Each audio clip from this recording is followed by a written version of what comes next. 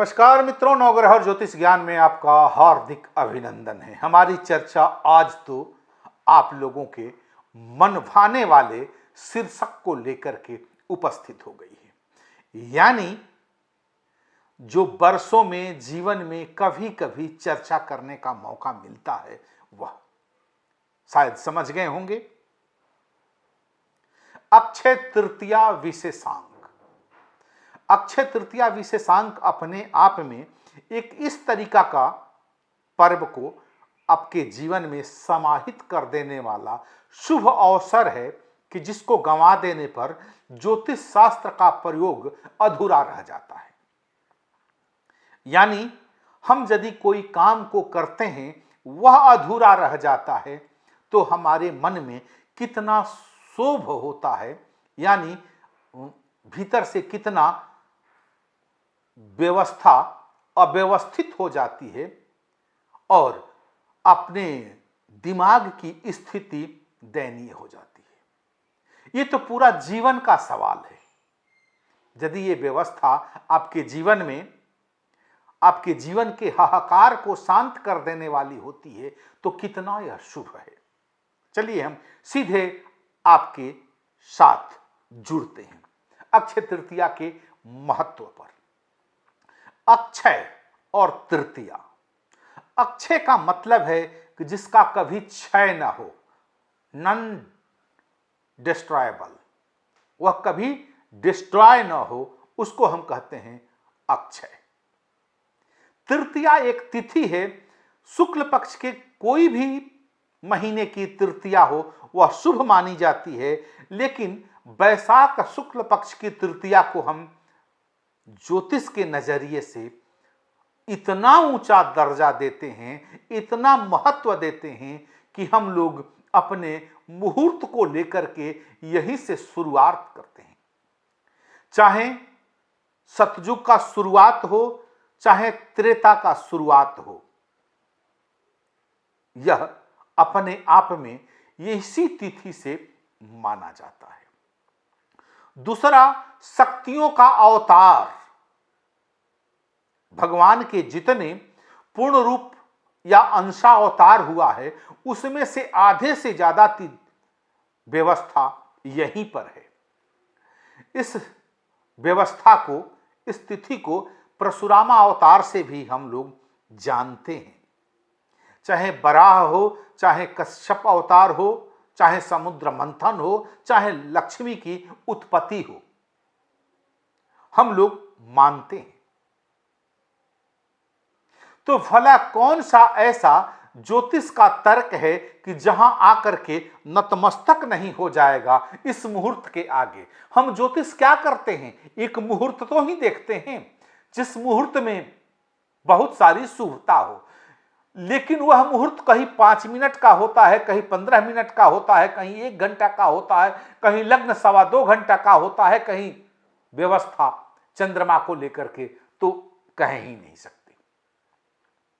लेकिन यह मुहूर्त पूरे दिन का रहना, पूरे एक तिथि में वास करना, ऐसे संसार में हमारे ज्योतिषियों ने 3.5 मुहूर्त की कल्पना किया है। यथार्थ में यदि देखें तो पहला अक्षय तृतीया, दूसरा गुरु पूर्णिमा, तीसरा विजयादशमी और आधा मुहूर्त जो है वो बसंत पंचमी है। तो 3.5 मुहूर्त की कल्पना से हमारा हिंदू धर्म या ज्योतिष धर्म जिससे यह गणना किया जाता है वह धन्य धान है। क्या क्या छिपा हुआ रह सकता है इस मुहूर्त में, हम इतने कम समय में कह नहीं सकते। इस मुहूर्त में किया गया कार्य निर्विघ्न रूप से समापन होता है। यह एक ऐसा मुहूर्त है जिस मुहूर्त में कुछ खास चीजों की उपस्थिति हमारे घर में जरूरी हो जाता है। हमारे जीवन को, हमारे कल्पना को, हमारे पुरुषार्थ को, चाहे हमारे इच्छा को बलवान और बिना क्षय को बनाने के लिए जिस तरीका का हथकंडा हम ज्योतिष अपना करके आपके सामने रख देते हैं उसका आप लोग उपयोग करके अपने जीवन को धन्य धान कर लेते हैं। इसी दिन शायद लक्ष्मी का बिना क्षय वाला रूप देखने को मिलता है। दो रूप है लक्ष्मी की, एक दीपावली के दिन और एक अक्षय तृतीया के दिन। भारत के पूर्वोत्तर दिशा में इस मुहूर्त को आखा तीज के नाम से जाना जाता है और हिंदी भाषा भाषी जहां पर रहते हैं उसको अक्षय तृतीया के नाम से जाना जाते हैं। भारत के बहुत सारे प्रांत में मैं नहीं घूमता हूं, लेकिन वहां भी यदि ज्योतिषी रहे होंगे तो इस मुहूर्त का लाजवाब परिचय अपने जातकों को, अपने प्रिय शिष्यों को जरूर दिए होंगे। अब हम बिना देर किए हुए आपको लाभान्वित करने के लिए कुछ लक्ष्मी के उस व्यवस्था को ले आते हैं कि जो आपके जीवन को एकदम सुव्यवस्थित और सुगंधित कर दे। हम ललायित रहते हैं इन सारे चीजों को देखने के लिए, जानने के लिए और अपने जीवन को प्रासंगिक बनाने के लिए। लक्ष्मी का वह रूप अत्यंत प्यारा। लक्ष्मी की उत्पत्ति से लेकर के चलते हैं, सागर मंथन के बारे में करीब करीब आप सभी लोग जानते होंगे।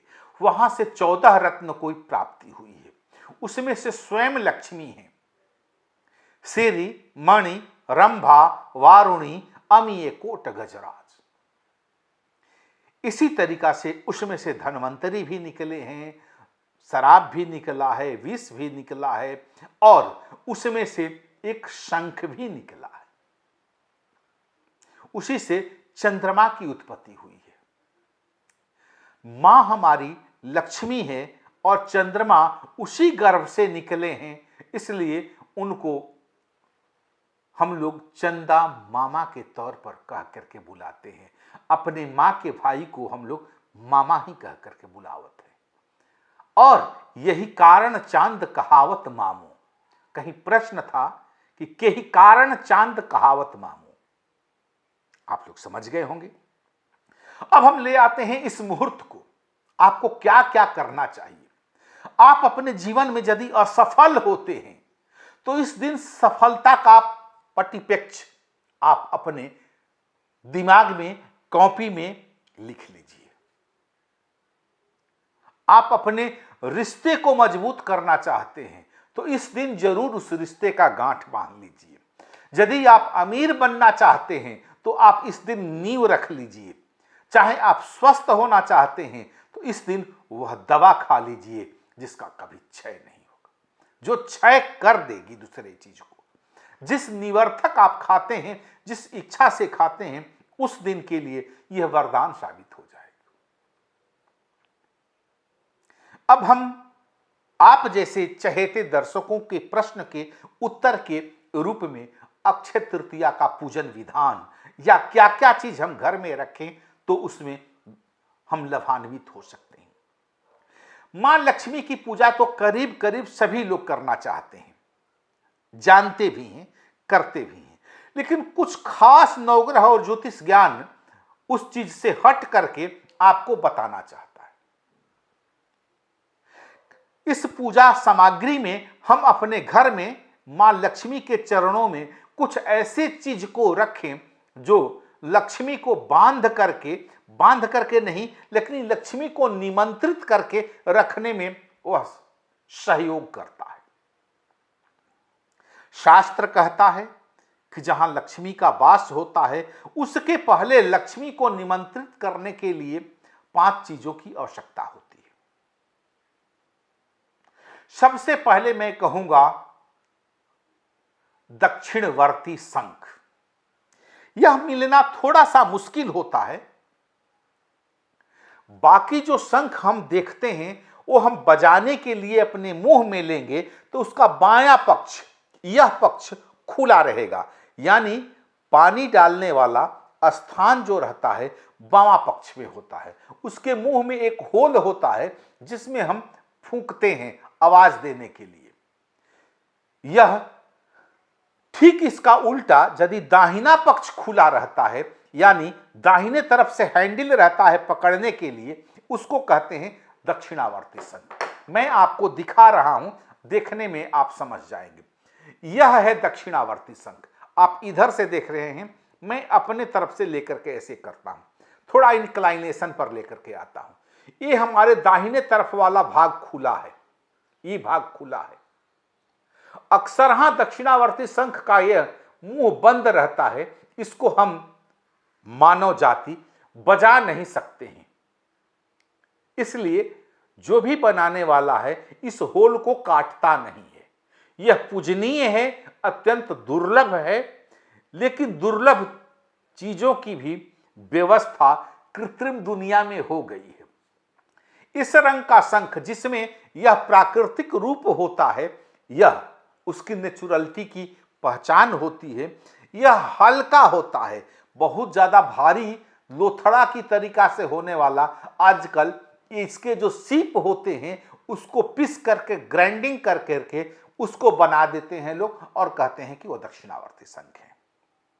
आप समझ गए होंगे। यह शंख रखना है आपको, क्या मेथड होगा मैं 1 मिनट के बाद बताता हूं। एक चीज और है आपके जीवन में, यदि आपकी घर में पत्नी, मां, बहन या आप स्वयं बाजार जाते हैं तो एक नारियल है। सभी नारियल में 3 ये निशान होते हैं। इस नारियल में 2 निशान है। इसको एकांछी नारियल कहा जाता है। यह एक अक्ष है, देखिएगा यह एक अक्ष है। इसके नीचे एक आंख और एक मुंह माना जाता है। यह एकांछी नारियल होता है। इसकी घर में शुभता अपरंपार होती है। कहना व्यर्थ है, सोचना इसके लिए उपयुक्त है।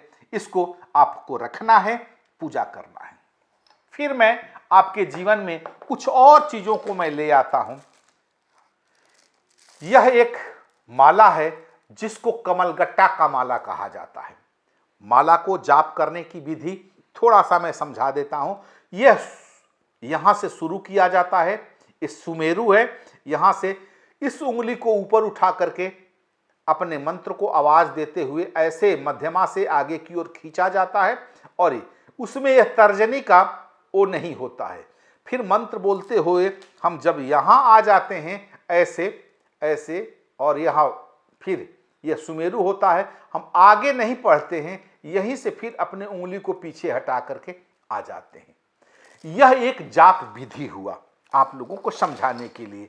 आज मैं साइंटिस्ट नहीं हूं, आज मैं उस व्यवस्था का परिचायक हूं कि जो पूर्वोत्तर के साइंटिस्टों ने हमारे अपने उत्तराधिकारियों को जो दिए हैं वह वहां तक तो अभी असक्षमता से ले नहीं पाए हैं, लेकिन इसका गूढ़ रहस्य वही जानता है जो इसको यूटिलाइज करता है, उपयोग में ले आता है। अब हम ले आकर के चलते हैं कुछ खास मंत्र को। यह मंत्र अपने आप में अमोघ शक्ति देने वाला है। सबसे पहले मैं ले आऊंगा लक्ष्मी मंत्र को। कब कहां यूज किया जाएगा पूजा के दौरान आप लोग उसको खुद समझते हैं, लेकिन इन चीजों को देखिएगा। 3 चीज तो मैं आपको दिखा दिया। एक चीज मैं और कहूंगा।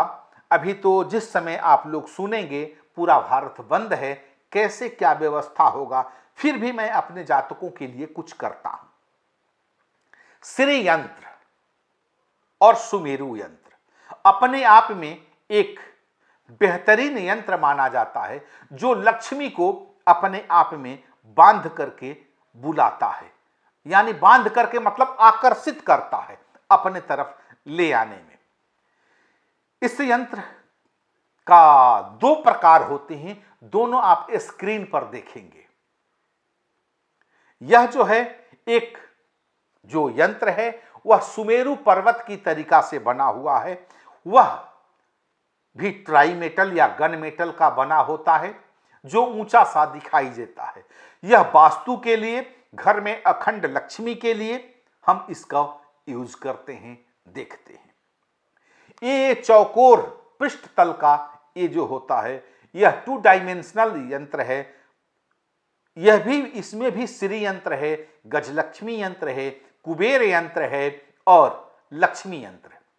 यह 4 यंत्रों से मिलकर के बना हुआ यह यंत्र जो है वह संपूर्ण महालक्ष्मी यंत्र कहा जाता है। इसकी पूजा आप इसी दिन करके आप अपने जीवन में खुशहाली ले सकते हैं। यदि आपके पास लॉकडाउन वाली या कहीं विशेष स्थिति में समझ करके काली हल्दी की व्यवस्था हो जाती है तो आपके भाग्य में यह 4 चांद लगा देगा। इन 5 चीजों का सम्मेलन आपके जीवन में बहुत ही उम्दा रहस्य देता है। लक्ष्मी पूजन विधि आप सभी लोग जानते हैं, इसलिए मैं उस पर चर्चा नहीं कर रहा हूं, क्योंकि हमारे सुनने वाले दर्शक भी लक्ष्मी प्रिय तो अवश्य होंगे। मंत्र मैं जरूर बताना चाहूंगा। ओम ह्रीं क्लीं ऐं या ओम ऐं ह्रीं क्लीं महालक्ष्मी नमः। ओम ह्रीं क्लीं ह्रीं ओम महालक्ष्मी नमः।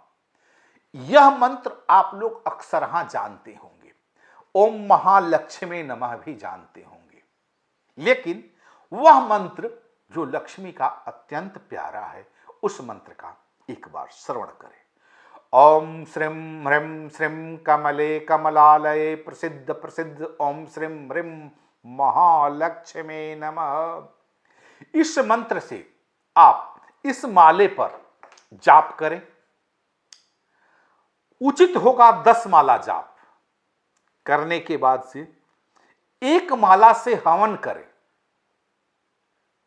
मंत्र जाप करते समय आप भले ही बोल लें, लेकिन जब बीज मंत्र आगे की ओर लग जाता है, ऐं ह्रीं लगा, तब आप आवाज नहीं निकाल सकते हैं। बीज मंत्रों में आवाज नहीं निकाला जाता है, आप समझने की कोशिश कीजिए। लेकिन अक्सर हम देखे हैं कि आप लोग कहीं ट्यूनिंग से, कहीं नेट से निकाल लेते हैं, जिसके भीतर म्यूजिक बजता रहता है। वह ही मेरे मित्र, वह निषेध है। लक्ष्मी पूजा में कोई भी आवाज नहीं होनी चाहिए। यहां तक कि शास्त्र कहता है कि उस दिन शंखनाद भी नहीं होना चाहिए।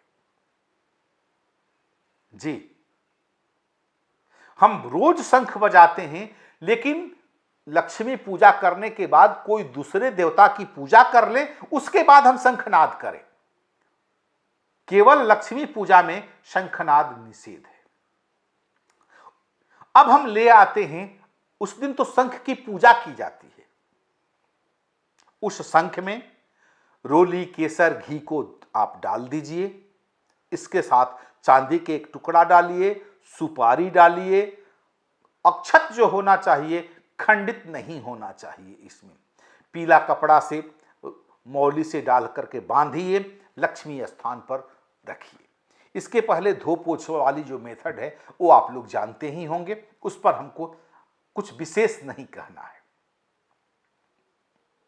हवन के लिए मैं जरूर कहूंगा, हवन में जो लकड़ियां मिलती हैं उस लकड़ियों में कुछ लकड़ियां, दुधारू लकड़ियां निषेध है, उसको न ले आएं। आम ले आएं और घी में आप पूरा एक माला को तोड़ करके, जिससे हवन करना चाहते हैं, उस माला को उसी में भिगो दें और कमलगट्टा के माला को ही घी में डाल करके, या जिसमें आप शकील वगैरह धूप कहते हैं, उसमें से डाल करके हवन करें।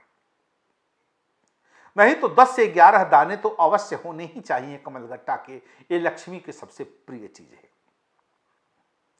इस तरीका से यदि आप हवन करते हैं तो यह लक्ष्मी पूजा आपके लिए लक्ष्मी को निमंत्रित कर देने वाली होती है और आपके घर में अखंड सौभाग्य को देने वाली होती है।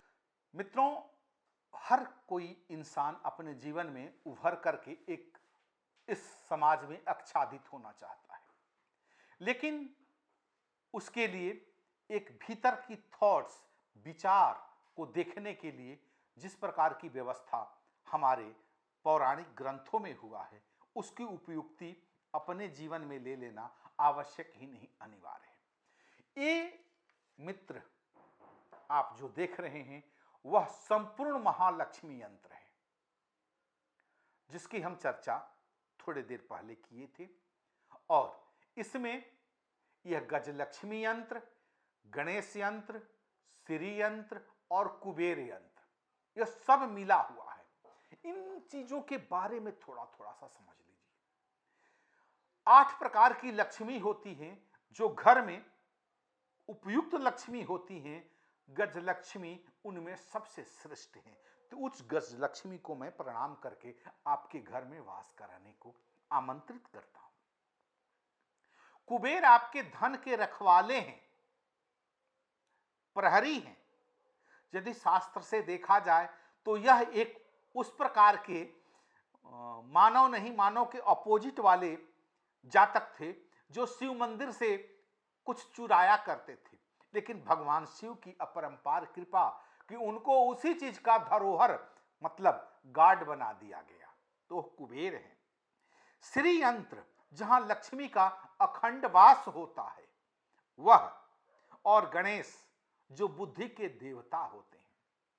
सद्बुद्धि भी अपने आप में एक उस तरीका का व्यवस्थित चीज है कि आप अपने बुद्धि के दौरान जो धन है उसका उपयोग कैसे करेंगे।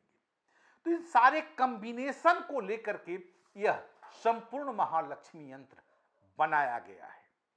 मैं उम्मीद करता हूं यह मैं बनवाता हूं आप जैसे जातकों को लेकर के। यहां पर वही मंत्र लिखे गए हैं जिस मंत्र से मैं आपको लक्ष्मी को आवाहन करने के लिए बोला हूं, यानी श्रीम ह्रीम श्रीम कमले कमलालये प्रसिद्ध प्रसिद्ध श्रीम ह्रीम सिंह ओम महालक्ष्मी नमः।